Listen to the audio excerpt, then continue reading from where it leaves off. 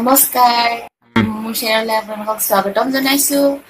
আজি আপোনালোকৰ কাৰণে লৈ আহিছো কঁঠাল গুটি আৰু মান কচুৰ ৰেচিপি তো আহক তেনেহলে ভিডিওটো পলম নকৰি আৰম্ভ কৰো আৰম্ভ কৰাৰ আগতে আপোনালোকে মোৰ চেনেলটো সাবস্ক্ৰাইব কৰিবলৈ নাপাহৰিব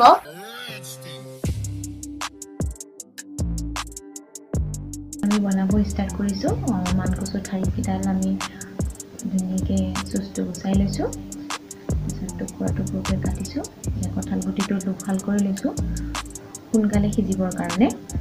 তাৰপিছত পৰিমাণ অনুসৰি আপুনি পিয়াজ ল'ব আদা নহৰু শুকান জলকীয়া তেজপাত আৰু গোটা জিৰা আৰু জালুক আপোনালোকে পাউডাৰো ইউজ কৰিব পাৰে মই এইটো খাবলৈ ভাল লাগে কাৰণে এইটো লৈছো এতিয়া এইটো গৰম হোৱাৰ পিছত মিঠাতেল দিব তাৰপিছত শুকান জলকীয়া তেজপাত তাৰপিছত দিব পিয়াজ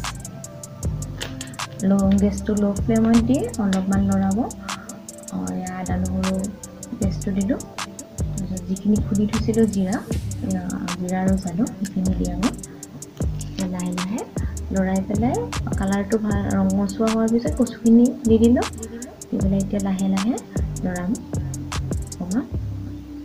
লাহে লাহে লৰাই থাকিব যিহেতুকে দেখিছে বেছিকৈ হ'লেও অলপ পিছত কমি যাব নাইকিয়া হৈ যাব ইয়াতে আমি এতিয়া নিমখ আৰু হালধি এড কৰিছোঁ নিমখ হালধি দিয়াৰ পিছত আমি 5 মিনিটৰ কাৰণে ঢাকনাখন মাৰিম তাৰপিছত এতিয়া মই শুকান জলকীয়া গুড়ি দিছোঁ আপোনালোকে যিকোনো ইউজ কৰিব পাৰে শুকান জলকীয়া পেকেট আৰু মই চব্জি মছলাটো ভাল পাওঁ কাৰণে চব্জি মছলাটো দিছোঁ আপোনালোকে বেলেগ মছলা ইউজ কৰিব পাৰে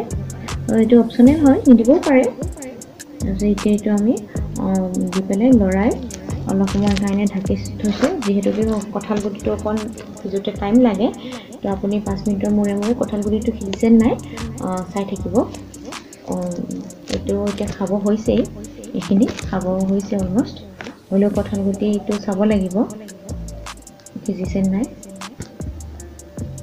যিহেতুকে এইটো দুফাল কৰিয়ে দিয়া গৈছে সোনকালে সিজিবৰ কাৰণে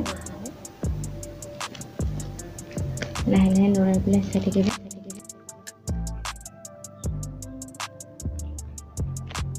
এইটো সিজিয়ে গৈছে এইটো ঘৰুৱা পদ্ধতিৰ একেবাৰে সহজ ৰেচিপি হয় এইটো সকলো এতিয়াতো কঁঠালৰ দিনত কঁঠাল গুটি থাকেই ঘৰত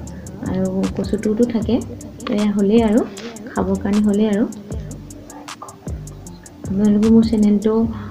লাইক কমেণ্ট কৰিব খাই কেনেকুৱা পালে এবাৰ বনাই খাই চাব ঘৰত কেনেকুৱা পালে জনাব লাইক কৰিব চেনেলটো সাবস্ক্ৰাইব কৰিব এয়া দেখিবলৈ খুব সুন্দৰ হৈছে ৰংটো আপোনালোকে দেখিছেই নিশ্চয়